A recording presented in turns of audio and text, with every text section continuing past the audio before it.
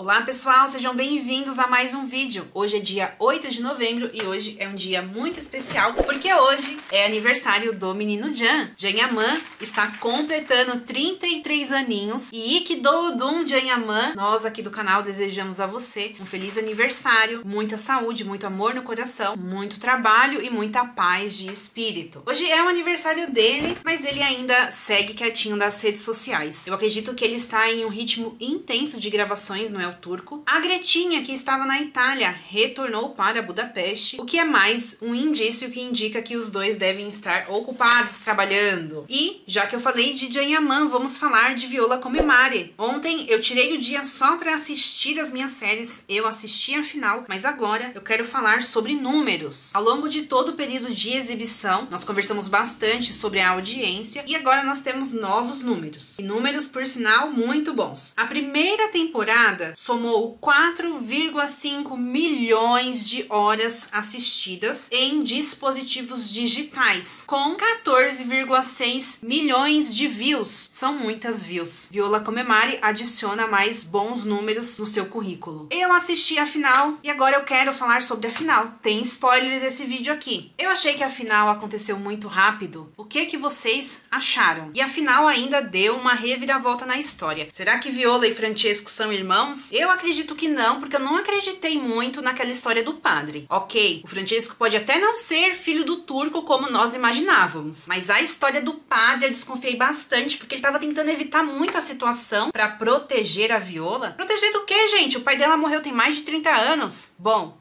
achei bem estranho, mas se de fato não tivermos romance nessa série entre Francesco e Viola, pode ser que no final, se eles realmente forem irmãos, o Francesco pode vir a salvar a Viola da morte. Também seria um final bonito, mas não é muito o final que a gente quer, né? Poxa vida, o Francesco, ó, saiu correndo ali na hora do jantar. Viola nunca cozinhou para um homem na vida. Quando decide fazer um macarrão instantâneo, Francesco sai correndo. Pelo menos o romance que nós não vimos entre os dois, nós vimos entre Tamara e Alex. Aquele beijo eu comemorei, hein, gente? Foi digno de final. Tamara finalmente resolveu ir à luta e se declarar para o Alex. Mas confesso que mesmo assim, gente, eu tava esperando um romancezinho ali. Francesco pensando em Viola, comprar um passarinho para botar na gaiola. Ah, gente, não tava esperando que o Francesco fosse correr. Mas enfim, só teremos esta continuação no ano que vem, se Deus quiser, no outono. Tô torcendo pra dar tudo certo. E já que falamos de Jan Yaman, e já que desejamos já um feliz aniversário, vamos falar de Demetrios Demir? O que foi isso, gente, que o nosso amigo investigador social italiano disse sobre o casamento de Demetrios Demir? Notícias de última hora. Uzan Koch e Demet dormem em quartos separados. Para confirmar esta notícia, também haveria uma terceira pessoa que estava naquela casa. Acontece a mesma coisa quando os dois dormem fora, por exemplo, propriedade do hotel e dos amigos.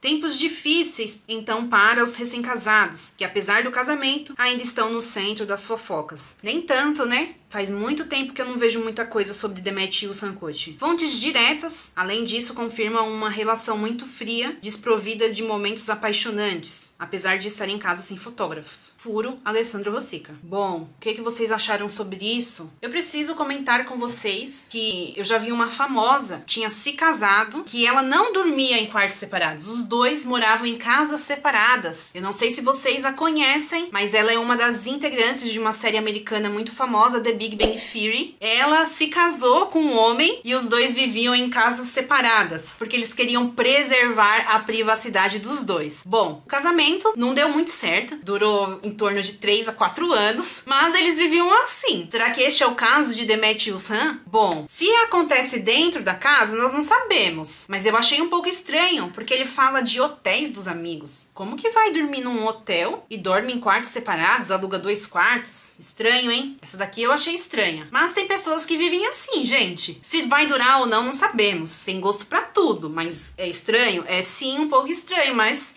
são tempos modernos, de repente, né?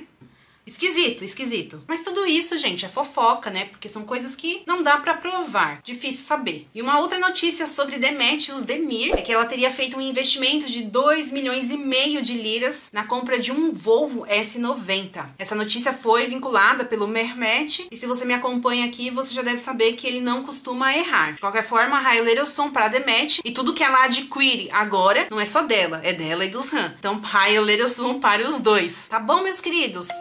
Um feliz aniversário pro menino Can. Espero que ele aproveite o dia dele, que ele seja feliz. Fiquem com Deus. Uma excelente semana para todos vocês. Vejo vocês no próximo vídeo que eu vou gravar agora. Beijos e tchau!